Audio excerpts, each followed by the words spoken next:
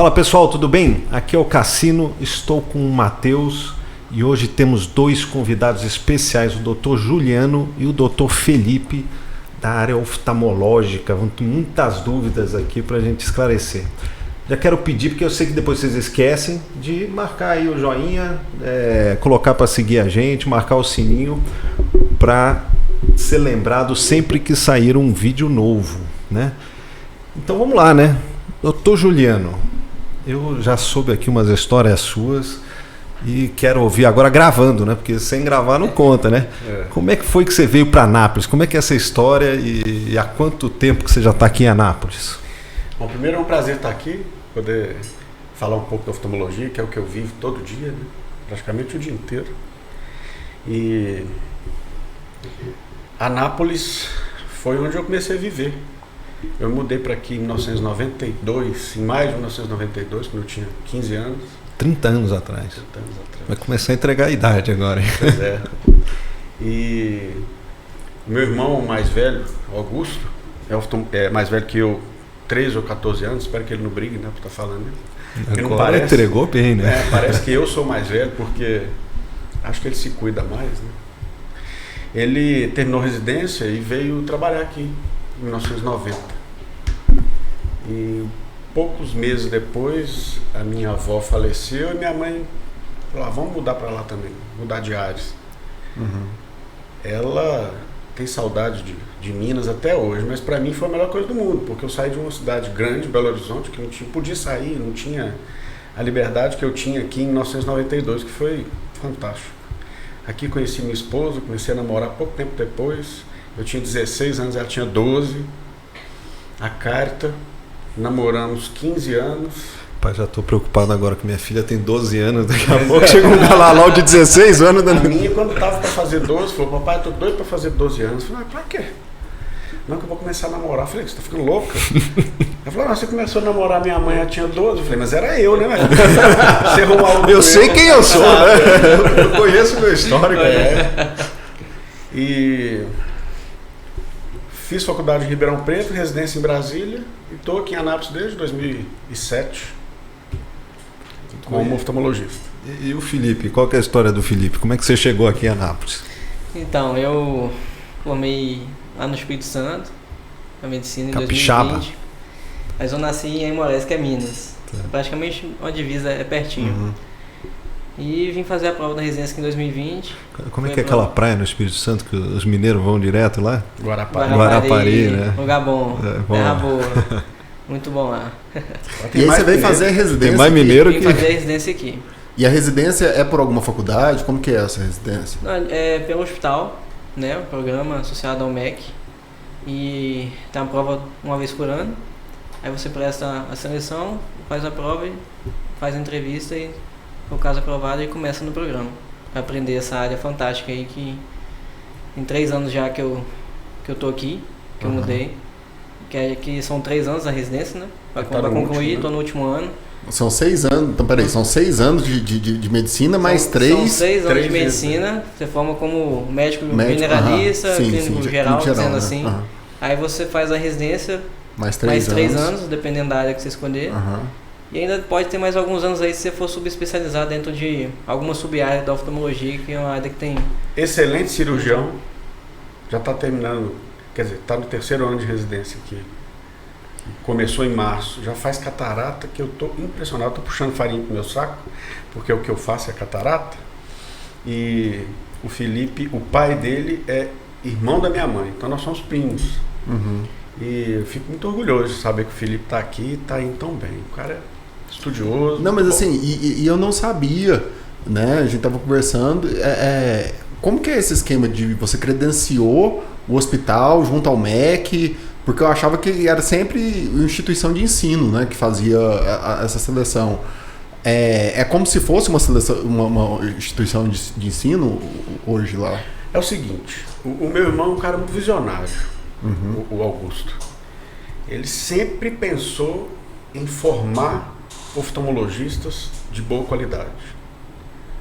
E nós começamos a fazer um estágio de oftalmologia, na expectativa de que aquilo se transformasse num serviço de residência médica credenciado pelo MEC. e já estamos na 7ª turma de residência médica do Hospital Oftalmológico de Anápolis. E agora a residência vai se chamar Residência da Associação Animus Curiae, a partir da próxima prova de residência, que vai ser agora em maio, dia 30 de maio. Cada prova dessa entram quantos candidatos? 3 médicos que vão fazer especialização em oftalmologia. Nós já formamos 7 turmas, todos são muito bons. Tem algumas exceções assim que não foram aprovados na prova de título do Conselho Brasileiro de Oftalmologia, mas isso não é desmérito nenhum, porque é uma prova muito difícil e você tem que estar muito bem preparado psicologicamente e não só em relação aos seus estudos para fazer a prova e ser aprovado. Então, peraí, deixa eu ver se eu entendi. É tipo, leigamente, é tipo uma OAB.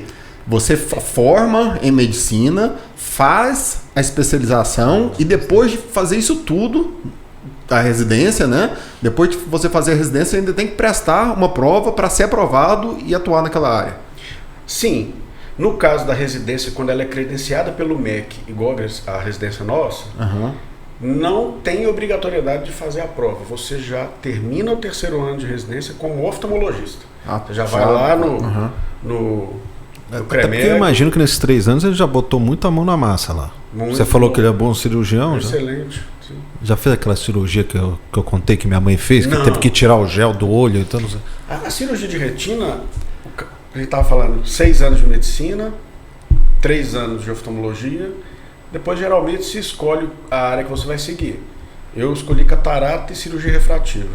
E fiz 1 ano de catarata e cirurgia refrativa. Não fui para outro serviço porque é o que meu irmão fazia. Eu falei para ele, eu vou fazer um fellow, o nome chama fellow, né? o 10º ano, digamos assim. E ele falou, não, você vai fazer aqui comigo, eu faço questão de te ensinar. Inclusive ele foi meu primeiro paciente de cirurgia refrativa. Você fez no seu próprio irmão? Legal, Ele falou assim, Se você errar... Eu já arrumei um paciente para você fazer a sua primeira cirurgia sozinho. Se você errar, eu vou ver, né? Ou eu não vou ver. Eu falei, que beleza, quem? Ele falou, eu falei, você tá doido, eu não operei ninguém, não tenho coragem de operar, não. Você vai me operar sim, confio, você vai dar. Deu certo, até hoje tá.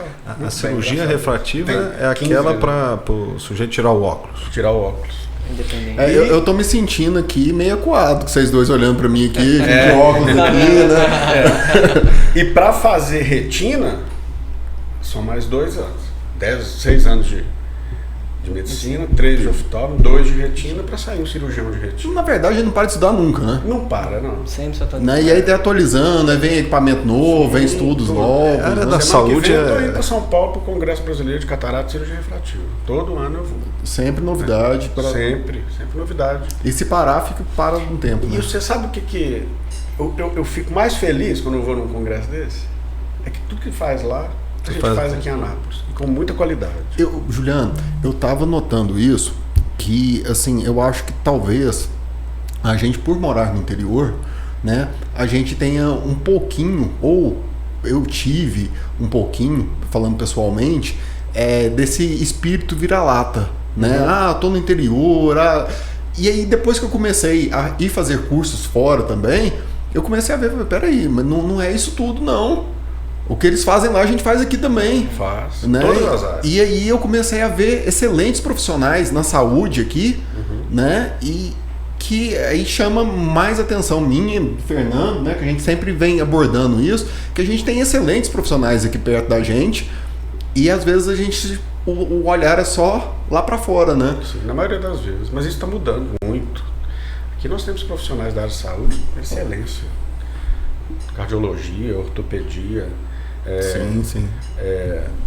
pneumologia, nefrologia, urologia, Pediatria, tem pediatras excelentes. Anápolis é muito bem servido.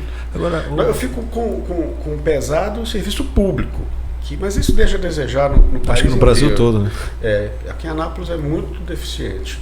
Na parte da oftalmologia, a gente ainda tem um serviço de residência. A gente faz em torno de 800 cirurgias de catarata por ano, assistindo a população mais carente. Um ou outro Pelo que SUS, tem isso. seu direito de fazer a cirurgia, prefere fazer pelo SUS do que pagar, tudo bem, não tem problema. Mas o serviço geralmente é voltado para a população mais carente. Quem opera são os residentes, e a doutora Caroline, doutor André, doutor Tiago, eu assistimos os residentes operando e damos as dicas para que não ocorra nenhuma intercorrência. Quando ocorre, a gente entra, ajuda a resolver, quando consegue resolver, né? Porque às vezes cirurgia é uma caixinha de surpresa. Você só vai saber o que você ganha de aniversário quando você abre. Muitas vezes a camisa ficou grande, você tem que trocar, ou mandar apertar, ficou pequeno, você leva para trocar. Cirurgia é a mesma coisa. Não significa que eu vou fazer uma cirurgia refrativa no seu olho, Matheus, você nunca mais vai usar óculos. Não. Às vezes um mês depois, você tem que fazer uma nova intercorrência. Não, é 3 meses no mínimo. Por exemplo, minha mãe foi submetida a cirurgia de catarata em 2010. Esse ano ela foi fazer renovação do CNH e me ligou brava que ela não passou e eu já não uso óculos, já tenho uns quase 13 anos. Aí eu fiz o exame, ela estava com 2,5 de astigmatismo. Fiz uma cirurgia refrativa na minha mãe, foi lá, passou na prova. Então, 12 anos depois teve que ter outra intercorrência e com muita segurança. Sobre a cirurgia refrativa, porque eu quis fazer. E daí fui lá no médico na época e eu não podia fazer, né? Quais são os casos assim que não é possível fazer, que não é recomendado o cara fazer a cirurgia refrativa? Hoje se contraindica muito mais do que na década de 90. Porque os aparelhos pré-diagnósticos evoluíram muito. Em compensação, quando se vai fazer uma cirurgia, é feito com muita segurança. O que não significa que a pessoa nunca vai desenvolver, por exemplo, uma ectasia pós-cirúrgica, que é um alargamento. Ectasia é um alargamento de uma estrutura. E ectasia pós-cirúrgica é quando a córnea sofre esse alargamento e dá estria. Isso pode acontecer. Inclusive aconteceu comigo, uma paciente que tinha todo o pré-operatório excelente para a cirurgia. Ela foi para Brasília e ela trabalha lá. Procurou um outro médico e falou: não, você está com uma ectasia pós-cirúrgica, eu queria ver os exames pré-operatórios para saber se você podia fazer a cirurgia. Ela pediu, eu mandei os exames e ele falou: não, eu também teria feito. Então ela veio, nós tratamos a ectasia e ela continuou sem óculos, né? Não existe uma cirurgia que não tem chance de ter uma intercorrência refrativa, catarata, cirurgia de peeling de membrana, não tem cirurgia. Qual? Arrancar uma unha, você pode perder o dedo, né? Então acho que sempre dosa o benefício com o risco, né? Você faz um exame, ele está com a curva da córnea no limite da normalidade. Alguns outros itens que a gente avalia no pré-operatório, como o índice de aumento da curvatura, da espessura corneana, elevação posterior da córnea, que a gente só consegue hoje através da tomografia de córnea. Esses índices estão falando que não vale a pena operar. Então você não vai colocar na berlinda, vamos fazer para ver o que vai dar. Isso não existe. Né? E mesmo assim tem risco de ter uma intercorrência intraoperatória, claro. Mas a segurança na cirurgia refrativa, na cirurgia de catarata é tão alta que o risco vale a pena, na grande maioria das vezes. Leigamente, eu ouvi, na época, já faz alguns anos, vou entregar a idade também, e me falaram assim: Matheus, eu perguntei se eu podia fazer, né? Me falaram assim: Matheus, você está aumentando o seu grau, tem que esperar ele dar uma estabilizada. E não estabiliza nunca. É isso mesmo? Como que funciona isso, Juliano? Eu acho que é importante que a pessoa tenha 3 consultas com a mesma refração. Mesmo que ela chegue falando: não, já tem uns 5 anos que a minha refração não muda, e ela traz a refração, você repete, deu a mesma, beleza, vamos operar. Não aumentou. Não significa que não pode operar. Significa que a chance de continuar aumentando depois é muito maior do que aquele que estabilizou. Então é mais pela segurança do paciente, dar aquela seguradinha e não deixar. A minha mãe é um exemplo. Fez cirurgia de catarata, ficou excelente. 13 anos depois, agora teve que fazer uma cirurgia refrativa, porque o astigmatismo foi evoluindo com o tempo. O meu irmão operou meu sogro com uma técnica inicial de cirurgia refrativa, com bisturi, na década de 90. Depois eu fiz 3 cirurgias refrativas nele. Hoje ele mora nos Estados Unidos, eu tive lá há pouco tempo e vi que ele não está com uma visão muito boa. Acredito que ele deva estar com catarata, não tinha aparelho para examinar. Eu falei, agora você tem que ir lá para operar, mas agora é catarata.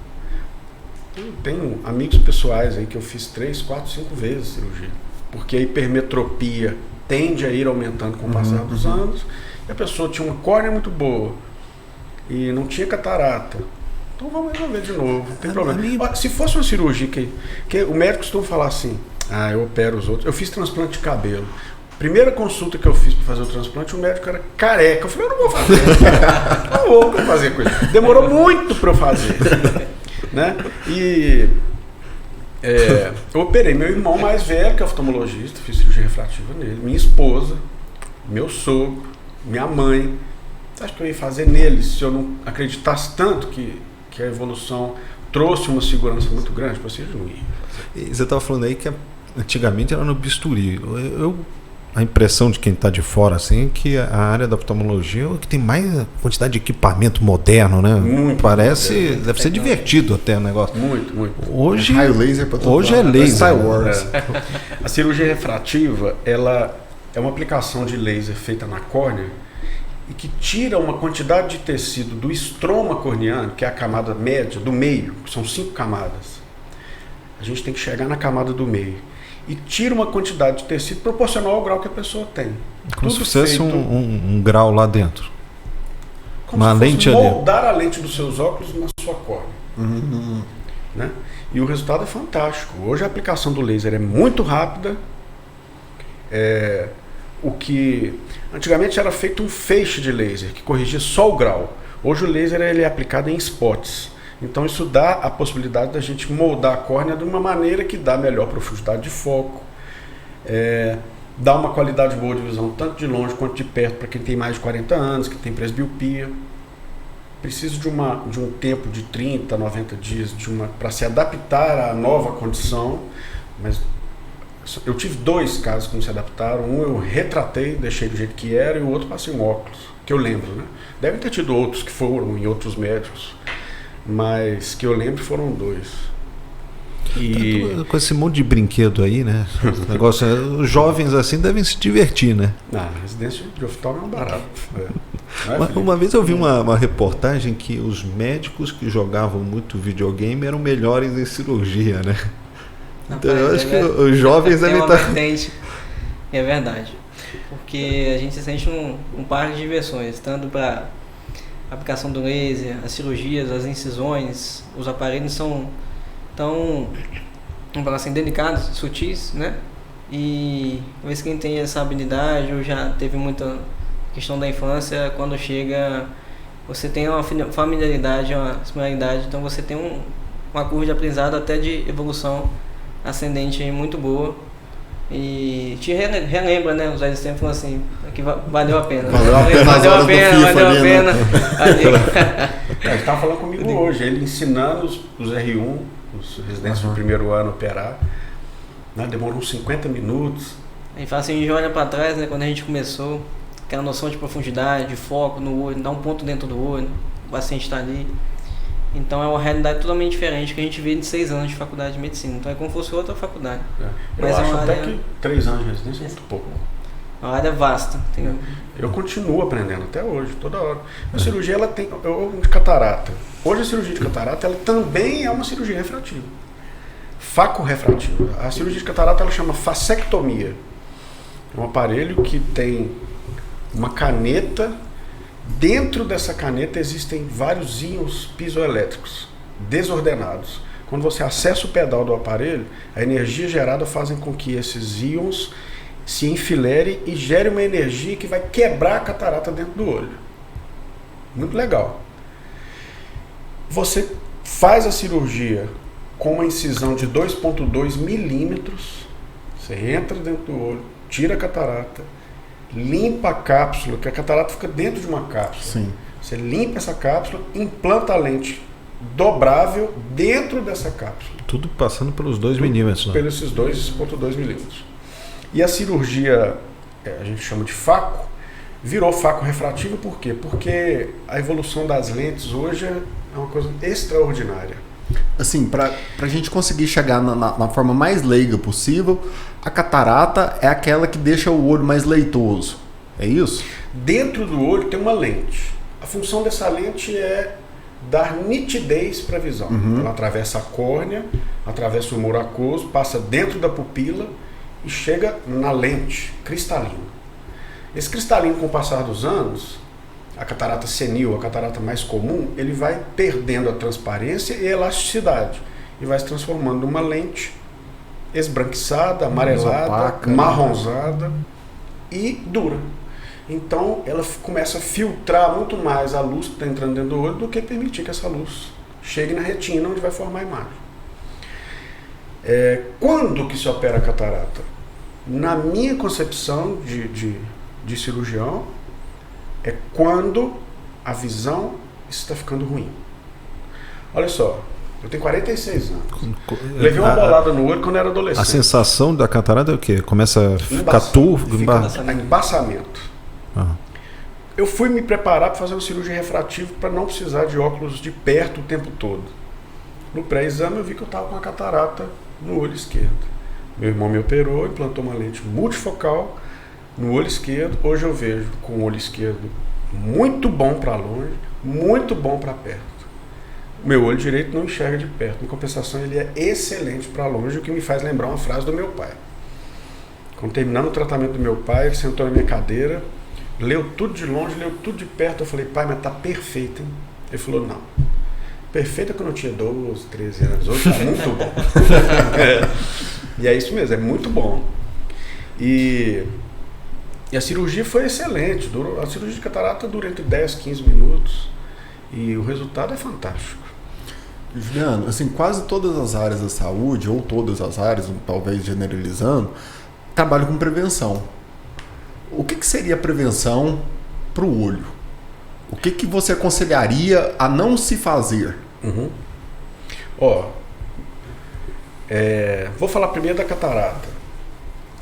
Não fumar, não expor os olhos. Não vou falar não. Deixa o Felipe falar que ele é residente, quero ver se ele está bem mesmo. Como é que é? E agora a prova, hein? A prova de... O que se previne a catarata? Vamos lá.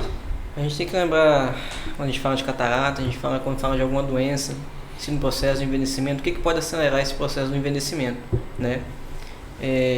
O tabagismo tem um dos fatores de risco muito importante e que está muito em alta na moda, agora vários pods, tipos diferentes de cigarro, né? Então tudo que aumenta, fala assim, a oxidação, a produção de radicais livres, que leva a danos das reações químicas que aceleram o processo de envelhecimento do cristal natural do nosso olho, que é o cristalino em si, né? E vai tornando plastificada, desenvolvendo a catarata e levando a baixa visual. Então, além de ter tabagismo, álcool, ter a exposição dos raios ultravioletas, então, muitas vezes a importância do óculos polarizado para a proteção dos raios ultravioletas, porque pessoas que têm pele clara, íris, vamos falar assim, coloração do olho mais clara também tem essa chance, vamos falar assim, desse envelhecimento precoce. Então, somando todos esses fatores, a gente tem esse conjunto, né, que pode depender do biotipo da pessoa a ter esse, vamos falar assim, esse aceleramento do desenvolvimento da catarata. Então, o que a gente puder prevenir, né, desses fatores de risco também contribui, né? Cara, uma coisa que me deixa besta, voltando um pouquinho nesse assunto, é que parece que teve uma época na minha infância, né, que o cigarro era moda. Todo mundo tinha que fumar para ser chique, né? Era bonito, né, tal. Aí passou a ter área para fumante, começaram a colocar o pessoal, falar, velho, vocês não são bem-vindos aqui não, esse negócio fede, esse negócio é ruim, sai para lá. Agora voltou. Eu não entendo esse povo, não. Eles estão usando a tecnologia para deixar o negócio cheiroso. Não, Deus me livre. Vira aquele atrativo, né? A pessoa é legal, é maneiro, mas a longo prazo, né? Ou até mesmo a curto prazo a gente... E o mal dele, então, é mais pelos produtos que ele está consumindo do que pela fumaça que está chegando no olho. A fumaça tem alguma relação? A fumaça é muito tóxica também. A fumaça tem relação de deixar o olho irritado. A pessoa faz uma cirurgia, fuma e a fumaça vai no olho, o olho já está preparado para promover uma resposta inflamatória à agressão que ele sofreu. Ainda junta fumaça, aí pode usar o inflamatório que for que o olho fica. Tanto faz o cigarro convencional quanto essas porcarias que estão usando aí. Exato. Outras pendrive, coisas, o pessoal tá fumando pendrive. Ansiedade, estresse, Ih, lascou. trauma, uso de medicamentos. O principal deles é o Corticoide. corticoide, que é um anti-inflamatório hormonal. Causa catarata. Você falou de corticoide aí, lembrei de um caso interessante que eu atendi um jovem de 30 anos na residência. Ele falou que não estava enxergando. Aí a primeira coisa que eu pensei, de novo, né? Sem óculos, né? Tá sem usar óculos. E a visão dele não melhorava. Aí eu falei, mas o que está acontecendo, né? Novo. Aí ele falou, não, eu tenho um histórico de alergia crônica, até pelo de animal, de gato. Ele falou, tem um monte de gato em casa. Eu tenho costume de tomar comprimido de corticoide todo dia para não ficar coçando os olhos, para não me dar alergia, para me ter meus gatos em casa. Aí quando ele, olha a importância quando você está consultando o paciente, você se interrogar como um todo, sabe? Não só o olho em si, mas o paciente, conjunto, o paciente em si, que é o ampla, atendimento, né, do paciente, humanizado aí no paciente, não só olhar diretamente, olhar como um todo.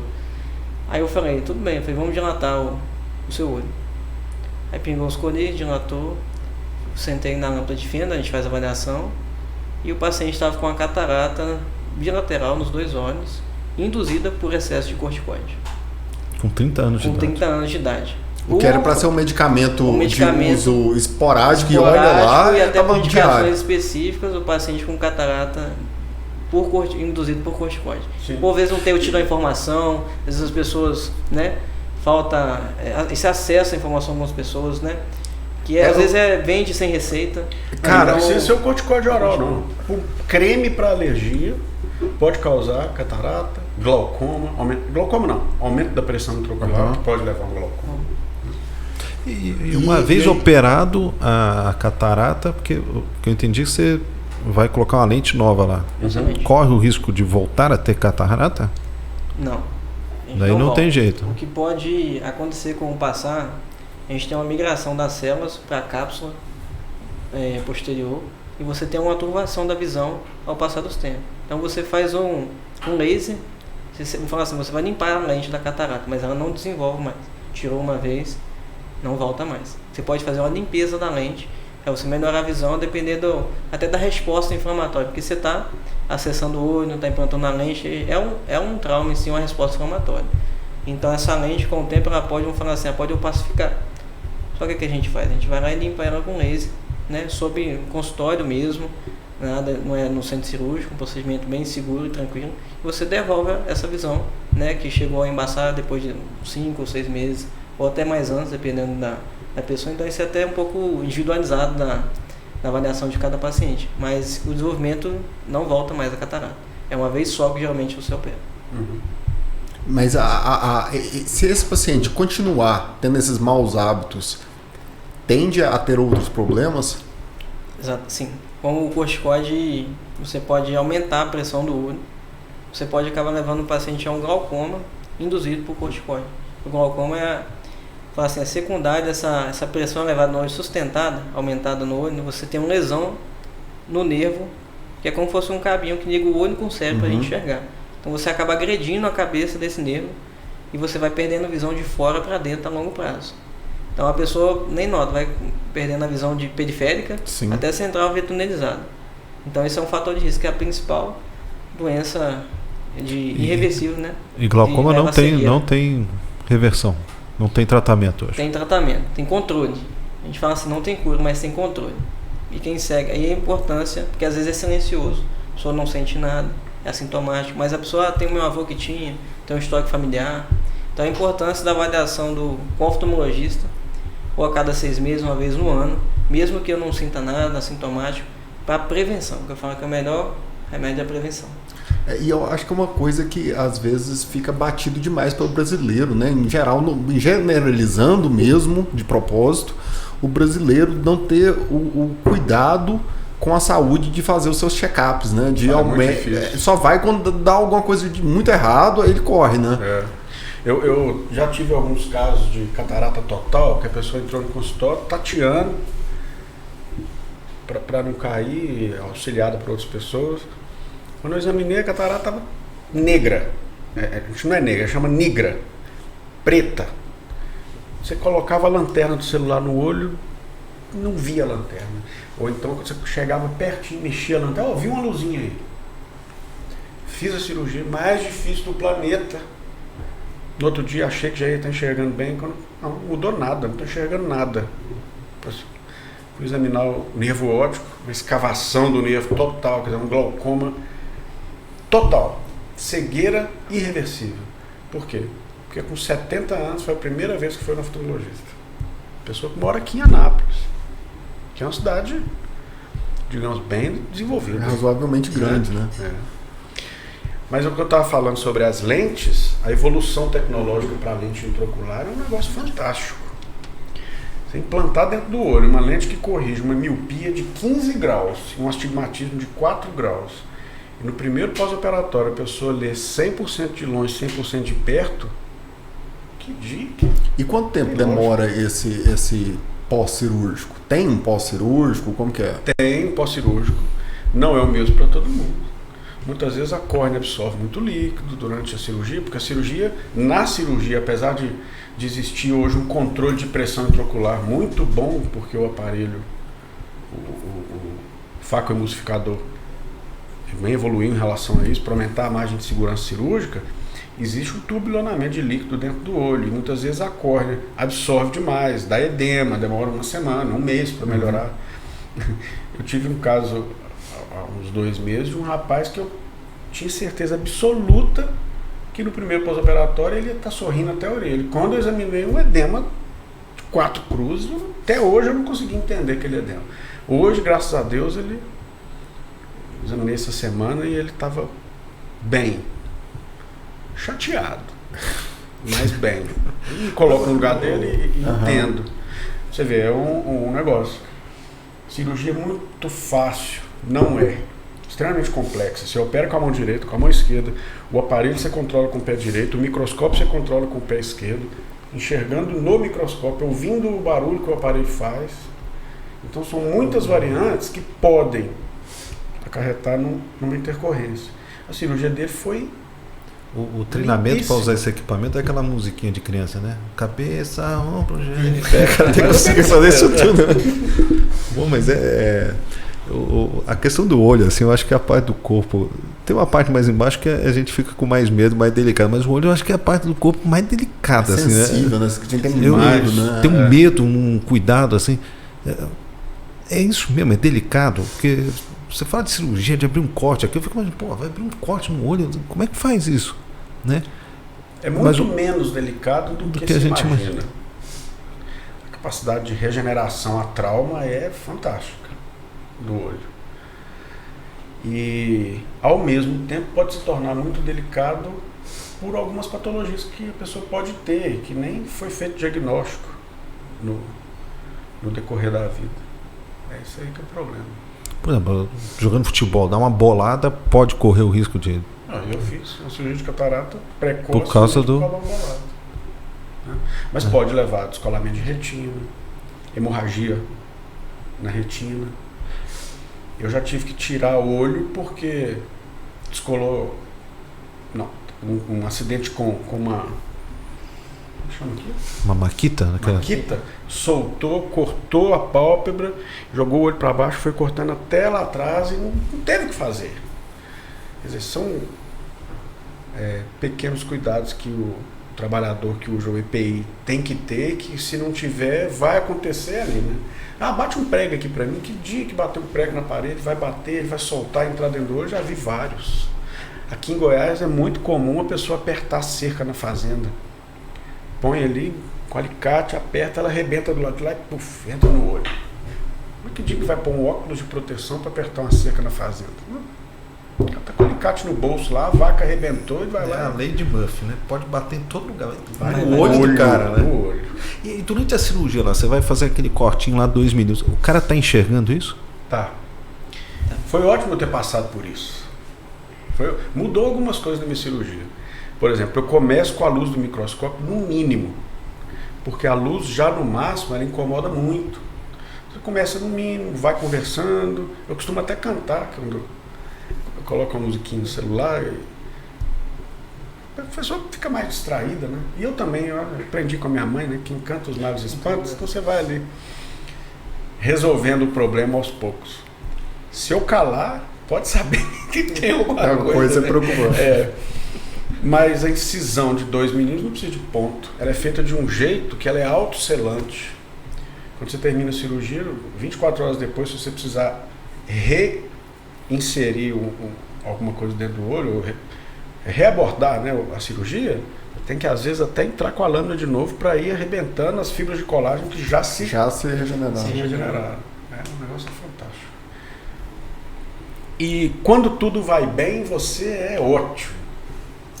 Mas quando tem uma intercorrência, você é o pior ser humano do planeta, né? Então eu acho que o bom relacionamento entre o médico e o paciente em todas as áreas, acho que é fundamental. Não achando que todos têm esse bom relacionamento com todo mundo. Como diz o Alexandre, meu primo que também é oftalmologista, né? Nem Jesus Cristo conseguiu isso. Tem gente que até hoje não acredita nele, né? Quem somos nós? Né? O cara tá lá, ele tá acordado, com o olho aberto. Não corre o risco de querer dar uma olhadinha assim, de curiosidade, e atrapalhar você, não? Isso acontece toda hora. Só que... Porque o olho... Você vai conversando... Eu não sei se é verdade. Uma vez eu vi que o olho ele não fica 100% parado. Ele sempre dá umas olhadinhas para lá e para cá. Então, durante a cirurgia, como é que você faz? Na cirurgia refrativa mesmo, o aparelho tem uma coisa que chama eye tracker. Ele consegue, antes da cirurgia, identificar onde é o centro do eixo visual, através da pupila. Então a pessoa tem um ponto verde que ela fica olhando para ele durante a cirurgia. Mas você vê que às vezes ele faz isso com o olho. E o aparelho segue esse movimento para que o laser não seja aplicado fora do lugar. Na cirurgia de catarata, eu faço cirurgia com anestesia tópica. O que é isso? É com colírio, basicamente. Não anestesia o olho para ele ficar parado. A gente injeta um anestésico na câmara anterior, que é entre a córnea e a íris, para anestesiar a íris, que tem uma inervação muito, muito importante, porque se encostar nela vai doer muito durante a cirurgia. Mas feito isso daí, o olho continua mexendo, o que é importante, porque para implantar lente, por exemplo, multifocal tórica, que corrige alto grau de hipermetropia com astigmatismo. Eu preciso que a pessoa fixe o olho na luz para eu colocar a lente no lugar certo, que ela não pode ficar fora do eixo e nem rodada dentro do olho. Então a pessoa tem que estar movimentando. E é bem suportável, é bem tranquilo mesmo. Eu passei por isso, estou te falando, é muito tranquilo. Faz um barulho na hora, o cara dá aquela olhadinha assim. No início você sente uma queimação. Quando vai fazer essa aplicação de anestésico dentro do olho. Porque não é com agulha, é com uma cânula, né? Ela não fura. Se o cirurgião, eu gosto de avisar, fala, você vai sentir uma queimação agora, é bem suportável. Pode ser até que sinta uma dorzinha, mas é suportável. Tem gente que faz assim, aí vira o olho pro lado, mas você vai controlando ali, é tranquilo. Eu fico imaginando, porque eu sou um cagão, né, com essas coisas. Uma vez eu fui lá em São era jovem ainda, foi quando eu comecei a usar óculos, eu falei, vamos usar lente de contato, né, fica mais bonita. E o médico vinha com o dedo assim, eu ia para trás. No final ele pôs para tirar aquele troço. É uma guerra para tirar aquela lente. A lente de contato depende muito da experiência. Lá no hospital, departamento de lente, tem a Adriana, a Andréia, que tem uma experiência muito grande com isso. E elas têm uma tranquilidade para ensinar, colocar e tirar. E é muito tranquilo. Poucos dias depois já está jogando a lente para cima. Igual moedinha. Agora, as crianças hoje, né? Eu tenho 2 em casa e estou me arrependendo que eu dei acesso a eles para celular. E fica, e eu tenho agora o relatório de quantas horas eles usam, né? E às vezes passa do limite, né? Agora eu tenho como controlar lá. E fica o dia inteiro na tela, televisão e videogame, computador, não sei o quê. Eu não sei se com o avanço é que nem algumas doenças aí que falam assim, agora todo mundo tem autismo, todo mundo tem não sei o quê, mas é que o diagnóstico melhorou muito, né?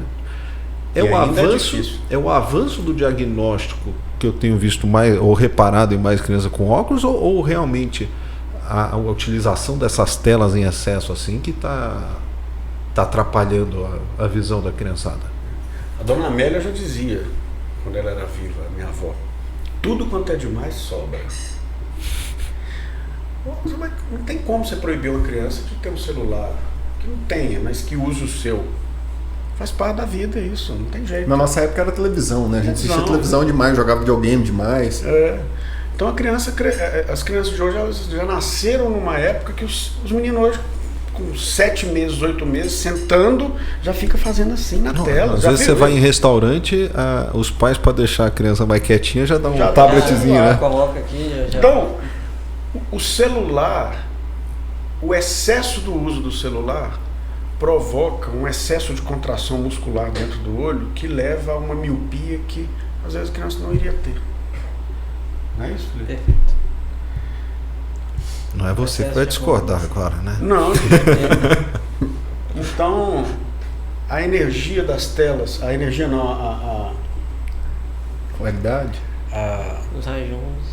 os raios, né? Não tem um nome certinho. A irradiação das telas, elas causam puberdade precoce, desenvolvimento precoce em meninas, elas estão entrando em puberdade mais cedo por causa disso. Catarata precoce, alguns problemas de retina. Então, tem que ter um tempo limite para usar. Você não pode proibir. Né? Até porque depois essa criança vai virar um jovem, um adulto jovem, que o trabalho hoje está na frente do computador o tempo inteiro. Hoje você pergunta para o menino o que você quer ser. Ele fala, eu vou ser um desenvolvedor de software. O computador o tempo todo. Né? Eu fui para a área da saúde. O tempo todo respondendo paciente, pesquisando, estudando no computador, o tempo todo na frente do aparelho, né? A gente precisa. E tem uma outra coisa que é importante, pegar o celular e não ficar com ele aqui, ó, colado, porque quanto mais perto, mais força a musculatura tem que fazer para você conseguir enxergar. Sabe que eu tô numa fase agora, né? Que eu chego nos meus 40, que eu tô nessa, eu tô tendo que acertar o foco aqui. Mas você, ficando perto demais do que você está vendo, seja um papel, celular, você vai ficar presbita mais cedo do que deveria. Presbiopia é o nome da vista cansada, que é para perto depois de 40, né? Se a pessoa tem o hábito de não ficar perto demais, para forçar demais a musculatura ciliar, que vai comandar o processo de acomodação visual, ela vai conseguir chegar a 48, 49 sem óculos. O problema é esse, que fica pertinho demais, o músculo cansa. Eu tô nessa assim, agora eu pego, tiro o óculos para ler de perto. É a vantagem do míope. Eu tiro o óculos mais míope, mais perto. Mas é de um dia pro outro, assim. Eu não sei se eu reparei de um dia pro outro, mas eu antes de fazer 42 eu não tinha isso. Fiz 42 agora dia 15 de abril. Mandou mensagem pra mim. Você mandou, eu não reparei 2 fios de cabelo branco e eu não estava mais conseguindo enxergar as coisas. Eu falei, pô, que aniversário foi esse? Aí daqui a pouco você vai começar a usar um óculos com lentes progressivas, né, chamadas multifocais. Tem o foco de baixo aqui da lente é para perto. E à medida que você vai subindo o olho, vai intermediário e longo. E até a estética. Até a estética mudou muito, né? Porque antigamente eram os brutueja de óculos, né? Os vidros muito grossos, e agora tem mais qualidade e as lentes são finas. São mais finas, Ainda existe aqueles óculos fundo de garrafa? Existe. Tem casos que essas lentes mais finas, melhores, elas são muito caras, né? Então, às vezes a pessoa não tem como dar R$5.000 num par de lente para ficar mais fino. Então, usa uma lente mais grossa. E o ruim é quando não consegue nem usar uma lente de contato. Eu falo que, você sair sem óculos, vai arrumar uma namorada feia, não tem jeito, você tem que pôr uma lente de contato ou óculos, o que você vai fazer? Não vou usar, fica feio, mas eu prefiro ficar sem enxergar do que colocar aquele óculos. Não dá nada.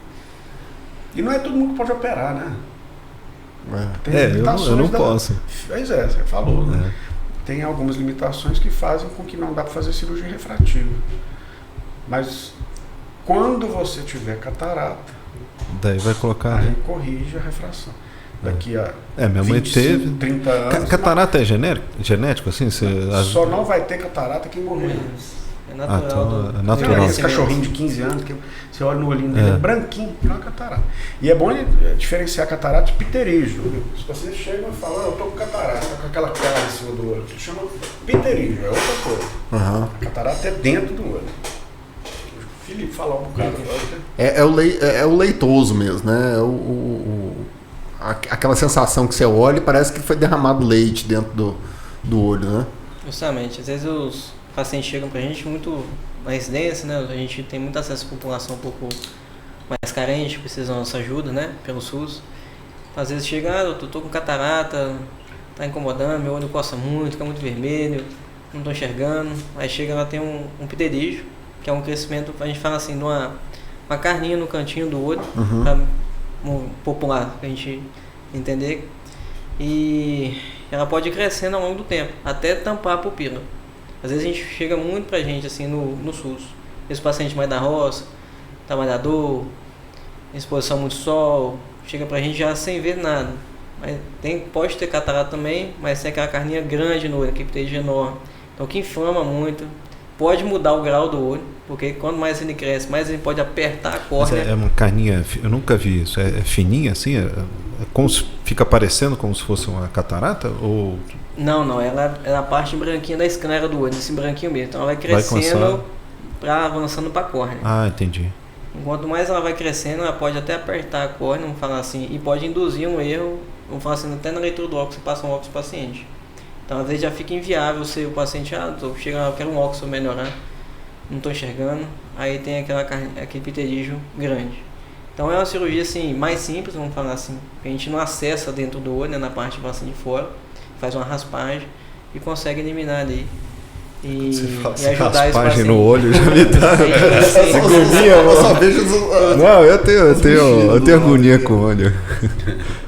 E melhora bastante, que é o paciente que tem o olho muito seco, o olho muito irritado, então o olho que não lubrifica bem, então o paciente sempre está com aquela turvação do visual, às vezes não é nem pela falta do grau em si, o óculos está certinho, bonitinho, mas aquela inflamação crônica que é induzida pelo pterígio.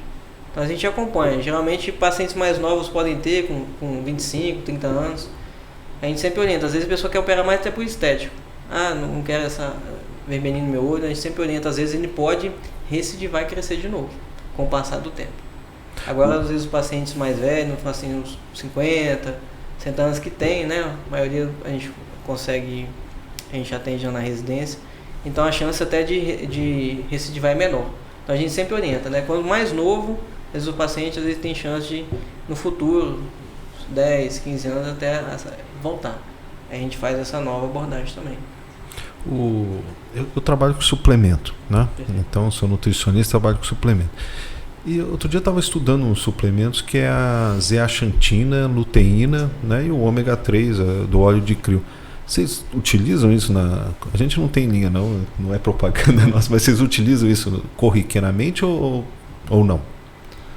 A gente usa para algumas doenças da retina, principalmente a degeneração macular relacionada à idade, chamada também DMRI, que a gente tem vamos falar assim, por reações químicas, de oxidação, que levam dano na retina, né? Fala assim, a gente quando vai fazer o mapeamento, o fundo de olho desses pacientes, também são pacientes mais idosos, pele clara, então assim, tem um perfil já desse paciente tabagista.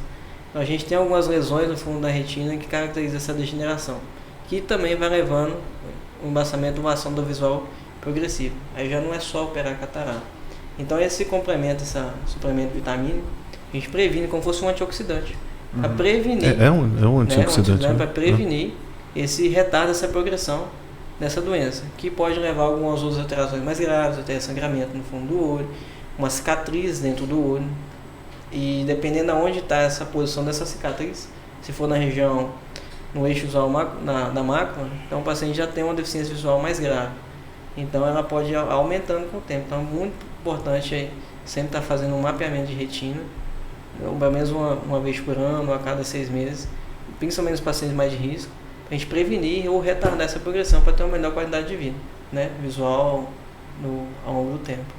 Então, assim, eu sou um cara que eu sou muito apaixonado por multidisciplinaridade. né? Então, assim, eu tenho vários parceiros que eu aciono sempre quando foge um pouquinho da minha área de domínio. Quais são os principais profissionais que são parceiros de vocês? Enfermagem, o otorrino entra muito junto com vocês? Como que é essa questão? Quer falar?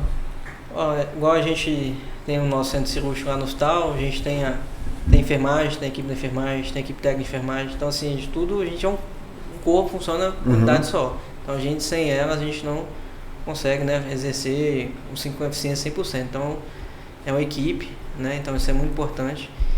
Algumas áreas da oftalmologia, como a plástica ocular, entra em associação junto também com o otorrino. Somente as crianças que têm obstrução no canal da lágrima, a gente fala, né, do rádio do olho. Então tem que fazer uma desobstrução, não fica aquela criança fica dando aquela... tinha isso no neném. Mas daí não precisou. Né? Tem uns que tem que fazer cirurgia. Tem cirurgia. Então a cirurgia, você faz uma sondagem nasal, então você trabalha junto com o otorrino. Então tem essa comunicação, essa familiaridade também. E também o reumatologista, né? Muitas vezes a gente tem algumas doenças sistêmicas, né? A pessoa tem lúpus, tem artrite reumatoide, algumas doenças que são crônicas, né? E demandam muito uso até de corticoide. Então a gente beneficia de um lado, controlar essa doença de base, mas os efeitos colaterais a longo prazo surgem. E o olho é um desses alvos. Tem um reumatologista, cardiologista. Diabetes também, né? Outra que... Então a gente tem muito essa relação aí com esses outros profissionais também. A comunicação, que não é... Tem uma cirurgia que chama dacrocystorhinostomia.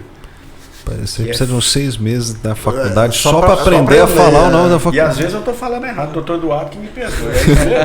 Dacrocystorhinostomia. Ela é feita durante a cirurgia.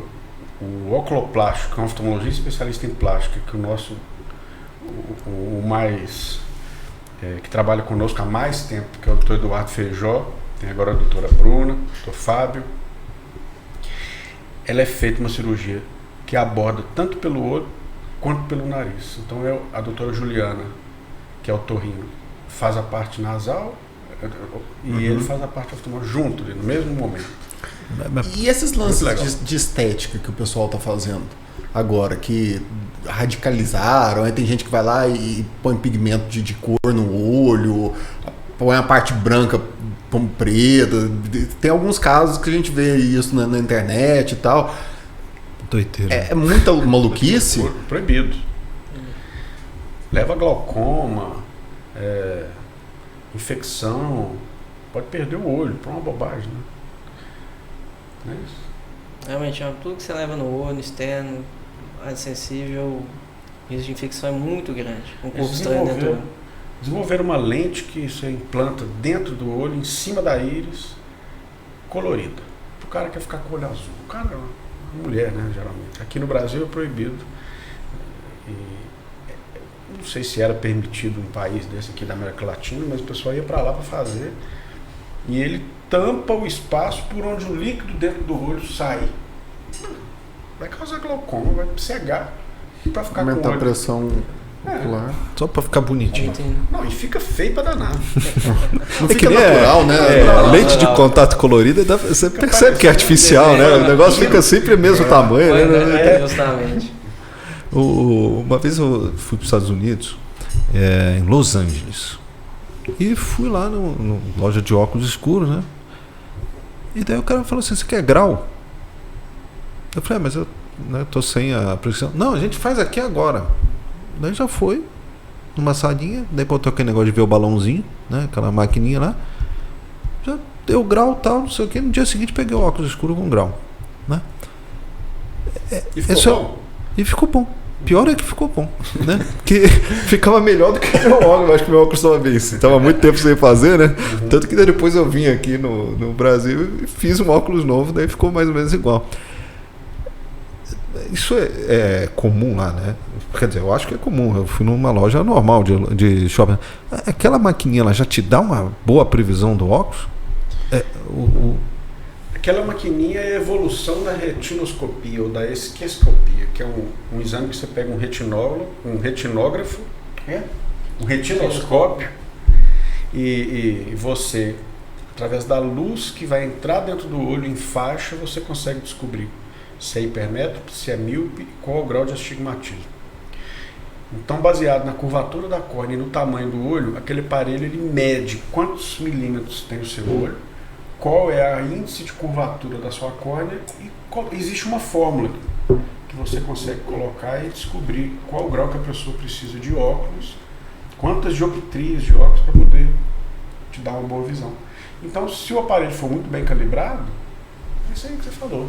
Já pega aquilo ali, já põe na máquina, já vem um bloco de lente que faz a surfaçagem dela lá. Hoje é tudo muito rápido, eletrônico. O negócio foi no dia seguinte. No dia já está com óculos enxergando bem mesmo.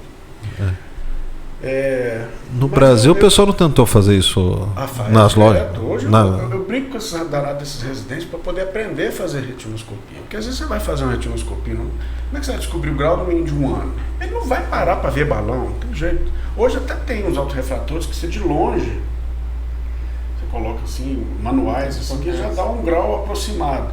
Mas se você souber fazer retinoscopia, você descobre o grau. Entendeu? Então depois aquele negócio de ficar trocando lente ali é só para conferir, para ter certeza que... Refinado. Tá. Tipo, achar o eixo que te dá a melhor qualidade de visão.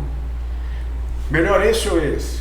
Às vezes eu estou em casa com dor de cabeça, se eu pudesse não ir trabalhar, aí minha esposa queria treinar e fala assim, não, deixa que eu vou para você, só esse ou esse mesmo? Mas não é, tem toda uma lógica naquilo, né? Para poder refinar e fazer com que a sua receita saia o melhor possível para ficar um óculos mais bem adaptado. Porque o óculos é uma prótese. Não necessariamente a prótese vai ficar bem adaptada. Assim como a lente intraocular é uma prótese. E mesmo assim você tem esse cuidado todo e não pode chegar lá na loja o cara às vezes errar. Depende da hora que você está fazendo. Se você fizer o exame de manhã e repetir à noite, pode dar até meio grau de diferença. Normal. Você deve perceber, vocês dois usam óculos. De manhã você coloca o óculos, não tá legal, deu um pouco, não, tá bom agora. Já percebeu isso? O que eu percebo muito é que eu passo o dia de óculos, a minha ferramenta de trabalho, para eu conhecer as pessoas na rua, para cumprimentar, eu preciso de óculos. Né? Eu já tive que me explicar demais.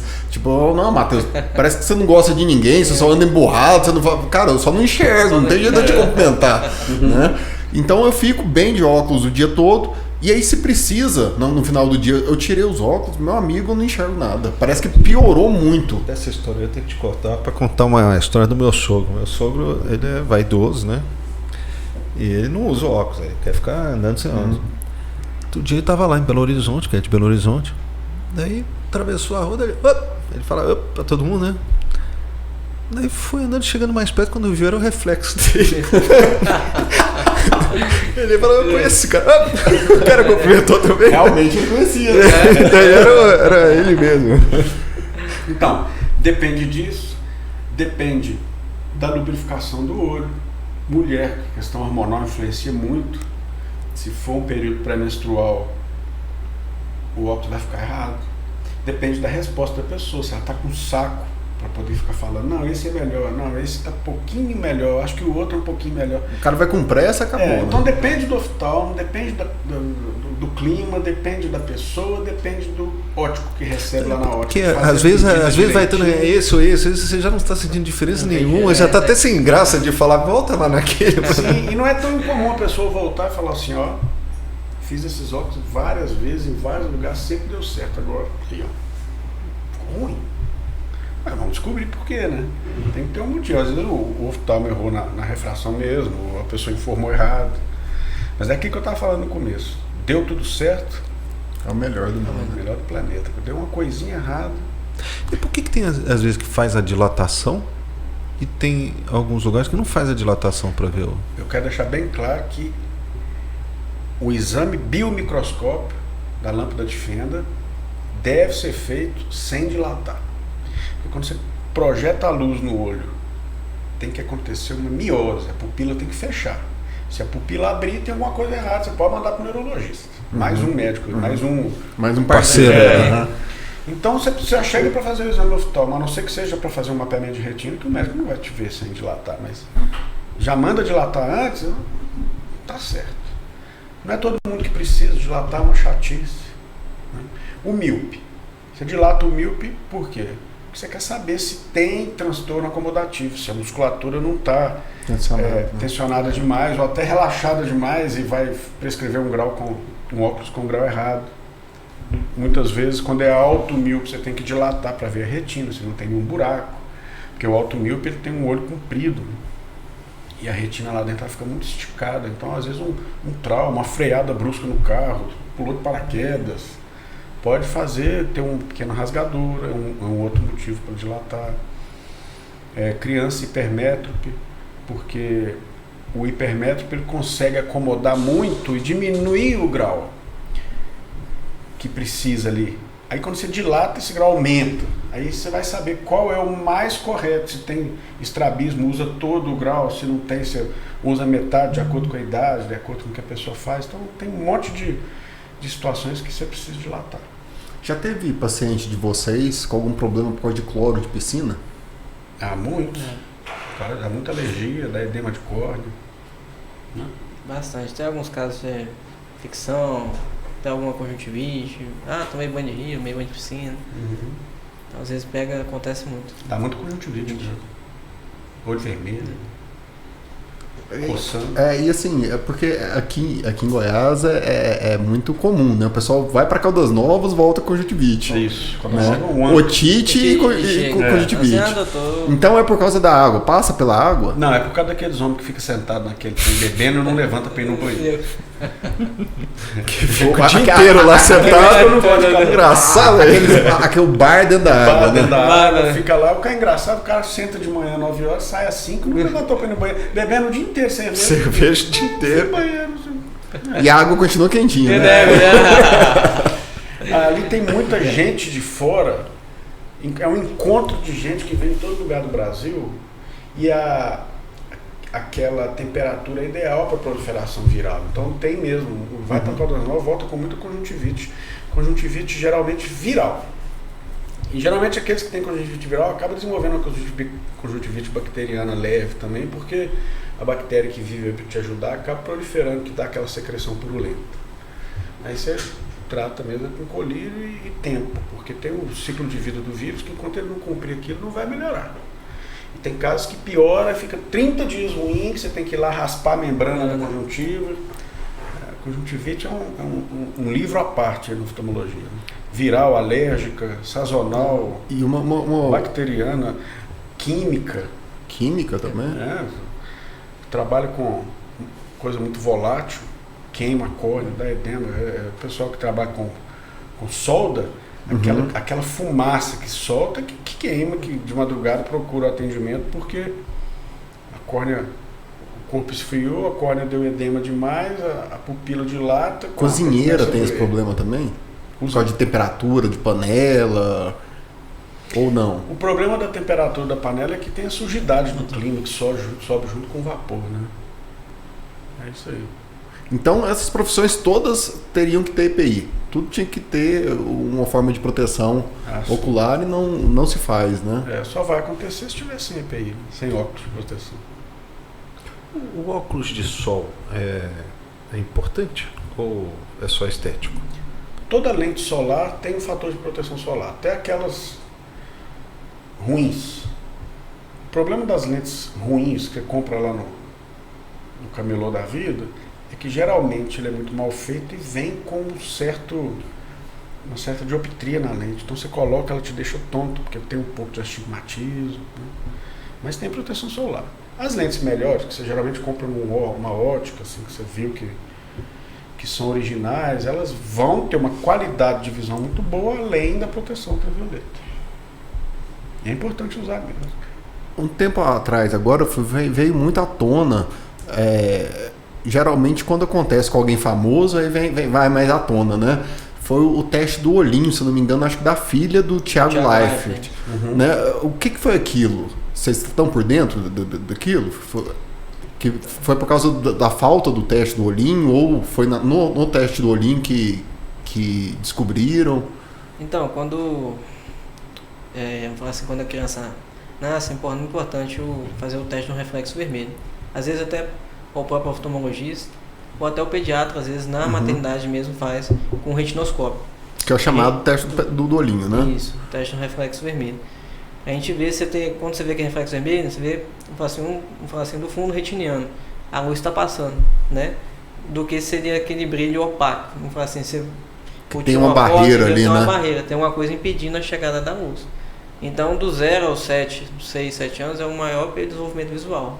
Então, se você tem algo bloqueando a chegada da luz, que seja uma catarata congênita, a mãe teve rubéola na gestação, que é uma das principais causas de catarata congênita no mundo, no Brasil, ou um tumor, como o caso da filha do Thiago Life, que é um retinoblastoma, principal, os tumores intraoculares. Então, é muito importante o exame com a oftalmologista e o acompanhamento. Porque às vezes a pessoa tira uma foto, né, e vê lá um reflexo alterado, aí acha bonito e não sabe o que está por trás disso. Alguns casos passa até mais tardiamente, né, e aquilo ali leva a não desenvolvimento da visão daquela criança, levando a uma ambliopia, que é o olhinho preguiçoso, a gente fala, não teve o estímulo, então o cérebro acaba anulando aquele olho e preferindo o outro que a luz está passando. Aí às vezes fica aquele adulto funcional, né, com esteticamente você fala que não tem problema, mas aquele olho não desenvolveu por algum desses problemas, como a catarata congênita ou esse retinoblastoma, que é o casinho da filha do Thiago Life, mas que está em tratamento. A gente acompanha, sempre posta alguma atualização da filha dele, então elas são cirurgias ou terapias, faz até implantes dentro da retina com bracterapia, com quimioterápicos, para tentar reduzir aquele tumor e o diagnóstico não pode deixar passar batido, principalmente para esse período crítico no desenvolvimento da visão. Isso é um tumor, vamos falar assim, é mais comum, vamos falar assim, é raro, a gente não, às vezes dependendo da localização a gente não vê tanto, né? São Paulo com certeza mais comum, né, de se encontrar, população muito grande, mas é um diagnóstico muito importante a gente descartar qualquer bloqueio do desenvolvimento visual. Aí, e começar a tratar o quanto antes também, exatamente, né, caso ache. Porque aí tem centro de referência, né, hoje no Brasil, desses tratamentos. O teste do olhinho não era obrigatório até o começo dos anos 2000, mas ele é importante demais mesmo. Vou te dar um exemplo. A minha menina mais velha, minha primeira filha, começou a usar óculos com 3 anos.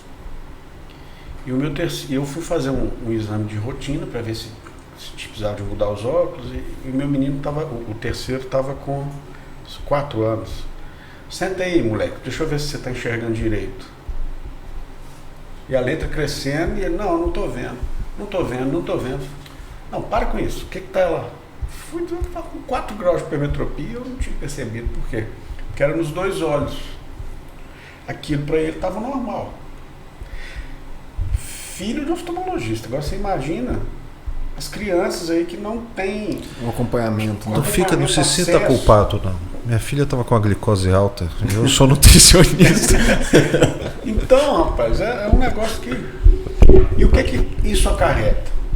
Se a criança nasce com catarata, não fez teste do olhinho, descobriu quando foi fazer carteira de motorista, chegou lá, o médico mandou tampar o olho, ela tampou, leu tudo. Tampa o outro. Não estou vendo nada. Nunca tampou na vida, nunca fez essa brincadeira aí de tampar um e outro.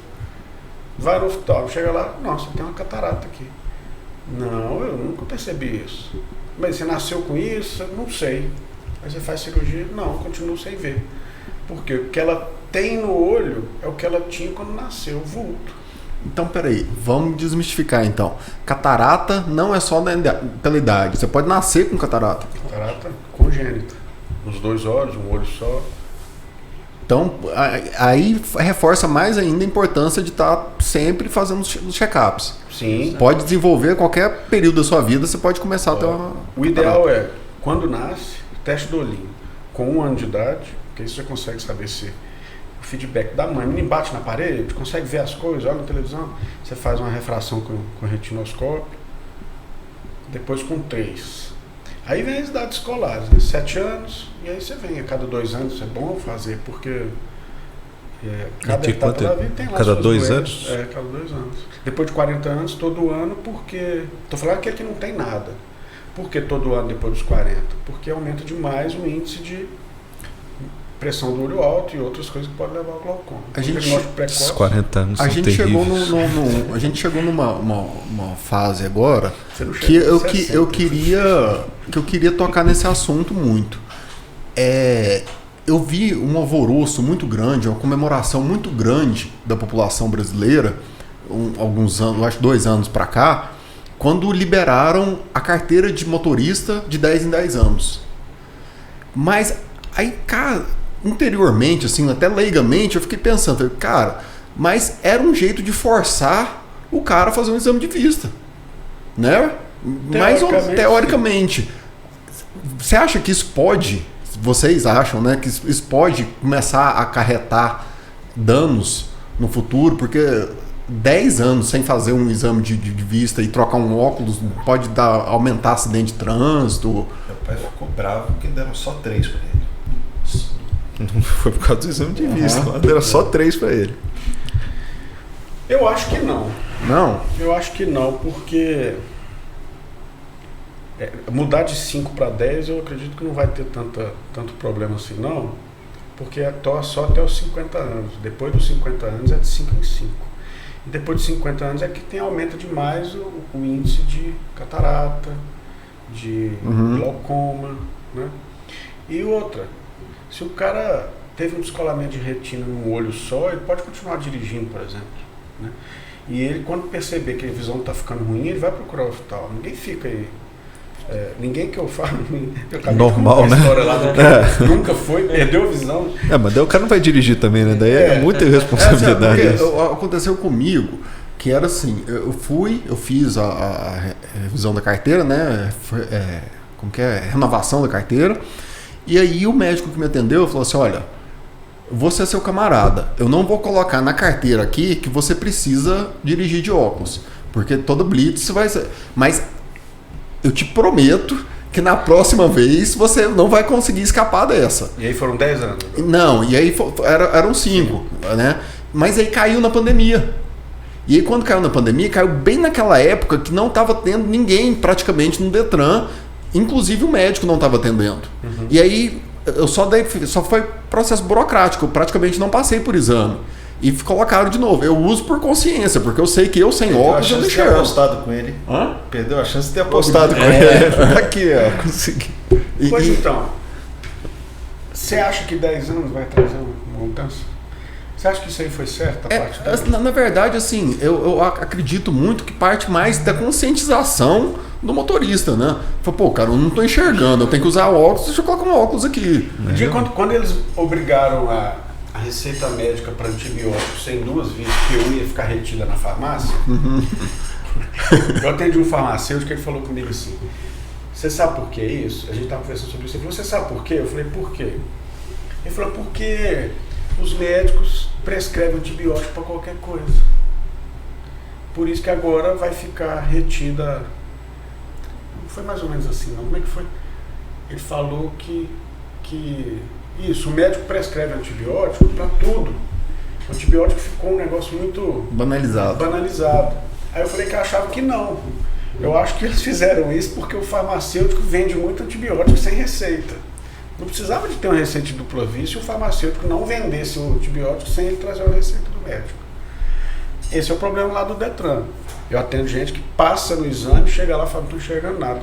Como é que você descobriu? No exame do Detran, mas você passou? Passei, foi camarada. Compensação, tem uns que chega lá que fala assim: não, eu não tenho nada, eu enxergo direito, eu não sei que eu fui fazer o exame do Detran e não passei. Você vai olhar, o cara enxerga tudo, você vai entender. Nervoso às vezes. O dia do médico não estava afim de passar. Não, pois é, porque assim, esse lance do camarada com você, na verdade, eu não gostei. Eu falei: pô, o camarada comigo nada, cara, eu posso gerar um acidente porque eu tô sem óculos aqui, eu posso me machucar, posso machucar outra pessoa porque eu tô sem óculos, né? Ele colocando ou não, a partir de hoje eu não dirijo sem óculos. Sim. Né? Mas as pessoas não têm essa consciência, né? Tem não, vai fazer o exame de contato. Mas tem gente que dirige bêbado, né? Não vai dirigir com óculos, sem óculos, vai dar um... Não, vai fazer o exame com lente de contato justamente para não ficar na carteira. Ela fala: por quê? Você vai dirigir sem lente? Não, porque às vezes eu paro na blitz e falo com o guarda que eu tô com lente, e ele às vezes pede para tirar para ver se está com lente mesmo. Então, são muitas coisinhas que me fazem acreditar que pular para 10 não vai mudar nada, não. Mas deve voltar para 5, né? Porque para aumentar a Arrecadação. arrecadação. É tantos pormenores, né?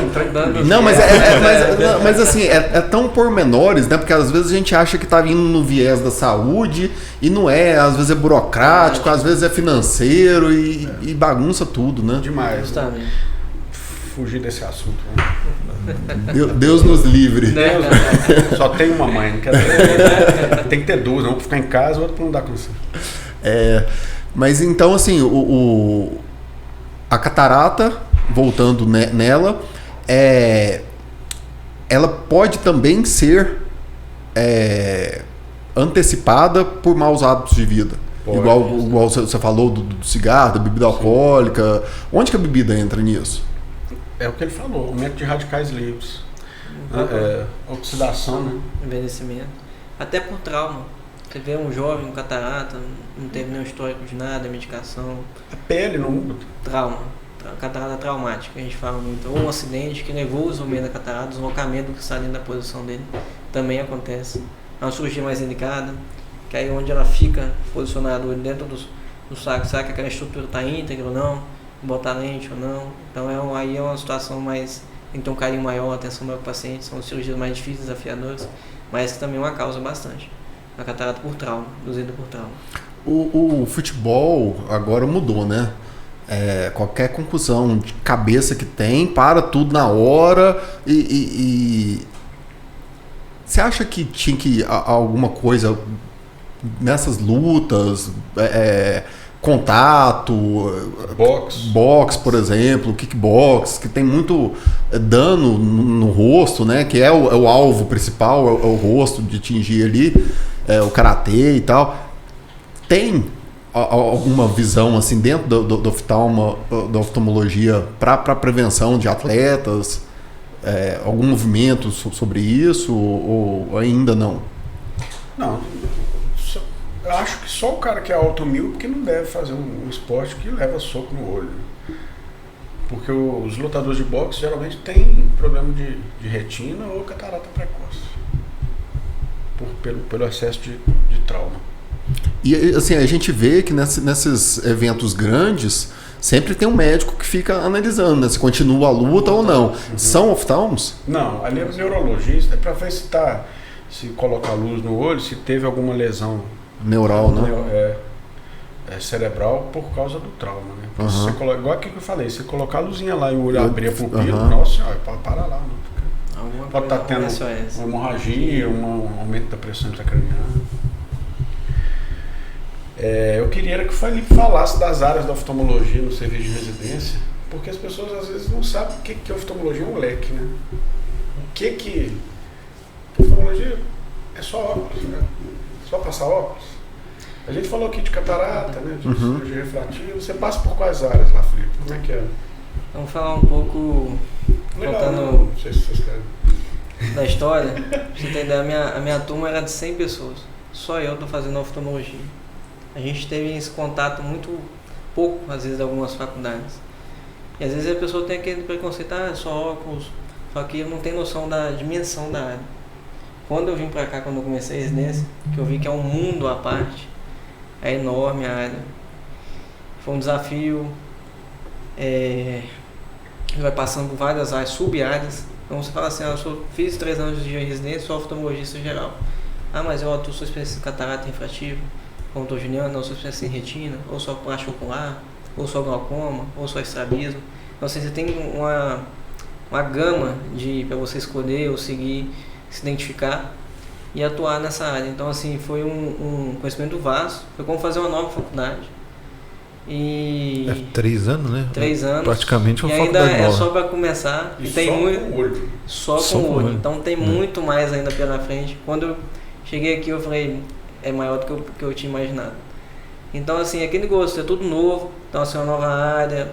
Então assim, o prazer de se devolver a visão a uma pessoa, somente que a gente tem contato com muita gente carente, que precisa da nossa ajuda, através do SUS. Então, o carinho, o atendimento humanizado e você passar por todas as áreas para você se identificar qual os caminhos você quer seguir é muito importante. E a nossa residência aqui, ela é muito gratificante, porque a gente tem acesso a todas as áreas, tanto aos nossos chefes, preceptores. Então a gente tem uma assistência fantástica, um volume cirúrgico muito grande, é muita cirurgia. Então você tem uma mão, sai operando muito bem, uma mão muito boa, que é o que a gente gosta de fazer, operar. E isso é muito gratificante. Você já está no terceiro ano, No né? terceiro ano. A gente fala R3, né? R1, Você R2 e R3. Coloca a mão na massa a partir de quando? No R1. A R1 gente fala já que tá a na- cirurgia do R1 é o pterígico, a gente fala a carninha do olho. Uhum. Então a pessoa vai tendo a noção de profundidade no olho, como dar um ponto no olho, né? E tendo essa noção cirúrgica, conhecendo o microscópio, os aparelhos, então você vai crescendo gradativamente, subindo a escadinha todo dia mais, na evolução passada dos meses aí, dos anos. Então é tudo um passo a passo. E a residência nossa aqui é muito fantástica, porque a gente tem a organização, a estrutura, a atenção, que às vezes, muitas outras vezes, residência, você não tem acesso de perto ao preceptor, ao chefe, né? Então aqui a gente tem essa vantagem, tem alguma dúvida, vai passar um caso, vai operar, tá do lado, tá junto, então você tem uma segurança, uma evolução contínua, e principalmente uma amizade, uma parceria, relação muito né, boa, cara? uma parceria, então isso é fundamental. A gente forma não só como médico pulmonologista, mas como menor de seres humanos também, porque lidar com a certeza. visão da pessoa, se devolver a visão à pessoa é muito gratificante. Ela nunca vai esquecer de você. É Deus no céu, você na terra. Eu acho uma coisa assim que me deixa até puto da vida como profissional da saúde, a mania que alguns profissionais da própria saúde têm de tentar diminuir a outras categorias. Ah, mas aquele ali vai mexer só com aquilo ali vai fazer só aquilo. Mas assim, eu acredito que o comum, por que a gente entrou nessa? Por que vocês entraram na medicina, eu entrei na físio, o Cassino foi para nutrição? Não é para ajudar os outros? Justamente. São jeitos diferentes de ajudar os outros. Cada um precisa de um tipo de ajuda. Então, a população que precisa de vocês é uma população específica que precisa de visão, né? Então, do mesmo jeito que o cara que vai no cardio, são áreas que precisam ser né? Sim. E aí a gente volta para aquela questão. Uma turma de 100, só um é muito pouco, né? E eu costumo falar demais. Falei, cara, eu preciso de mais fisioterapeutas. Eu preciso de mais gente boa do meu lado. Matheus, mas não é concorrência? Não, cara, não é concorrência. É mais gente pra me ajudar. Porque tem hora, né, a gente se sente sufocado. Tem hora que a gente fala, cara, eu não vou dar conta de atender esse tanto de gente, não. Tem 500 mil pessoas. Uhum. Eu preciso de mais fisioterapeuta, eu preciso de mais gente.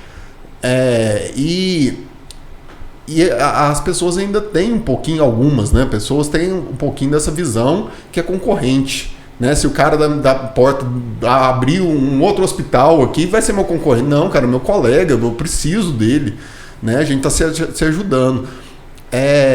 Na medicina é assim. Demais. Muito. Nas áreas específicas, virou uma concorrência. Mas eu acho que isso é meio de berço, sabe, Matheus? Eu tenho certeza que alguém já atendeu um paciente meu lá que foi com alguma queixa, que não ficou do jeito que a pessoa queria. Como eu atendo demais. Você nunca vai ver eu falar assim. O médico errou. Se tivesse feito aqui, não tinha errado. Isso aí, pode ter certeza que já me contaram que isso já aconteceu. Então, eu acho que é questão de berço. Não é só na medicina, não. Não, Engenharia, de modo no algum. direito. De modo algum. Em todas as áreas. Não, né? Desculpa, não é só na área da saúde. No direito, na engenharia, no comércio, tudo é assim, infelizmente. O ser humano entristece em vários aspectos. E eu devo isso aí a meu pai e minha mãe, que, como eu falei, é de berço, que meu pai ensinou o seguinte: é seu, vai vir, por direito. Trabalha com isso, que trabalha que vai vir. Vai ser adquirido, né? Não é seu, não é seu. Se você pegar o que não é seu, ele vai tomar o dobro de volta. Eu acho que isso é questão de berço mesmo. Uhum. Acho que é bem essa visão, né? E acaba que, por fim, queima um pouco da profissão, né? E isso me entristece muito, assim, porque aí às vezes eu vejo a população falando assim, às vezes chega no consultório e fala, cansei de fisioterapia, você é o último fisioterapeuta que eu vou, porque fisioterapia não funciona. Né? Mas quantos maus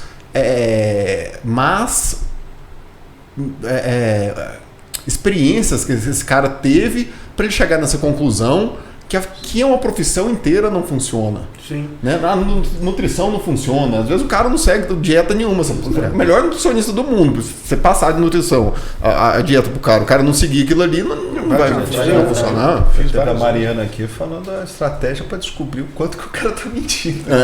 Não deu resultado, ela tem estratégia para descobrir se o cara tá mentindo ou não. Esse até na oftalmologia, isso é menino que quer usar óculos. Não, lê lá aquelas letras. Não tô lendo não. Você vasculha o olho, tu com teu jeito, faz, não tem grau. Não tem isso. O menino fica querendo usar óculos. Aí o que eu faço? Eu começo do 3. Aí o menino olha, não tô vendo. Então eu falo, tá vendo? Sua visão tá ruim mesmo. Deixa eu ir colocando o grau aqui. E vou tirando. Quando chega no 0, aí ficou bom. Aí esse é o grau que você precisa. Ó, vamos ver o outro olho? Aí eu chamo a mãe e vem cá, 0. Mas o que eu quero te falar é que esse desabafo meu aqui, negócio que você até que tocou no assunto sobre competição, pelo amor de Deus, não estou querendo dizer nada que eu sou bom demais, não, nem perfeito, muito pelo contrário. Eu só acho que a gente tem que começar a tomar conta de você. Sim. Se cada um começar a tomar conta de si e esquecer a vida do outro... Nossa, ia ser perfeito demais, né, cara? Eu sou cheio de defeitos. Estou tentando descobri-los a cada dia para poder saná-los, né? Fazer com que eles virem qualidade, né?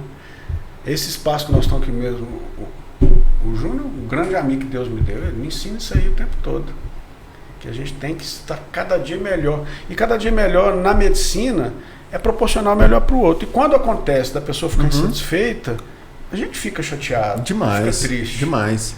A gente fica...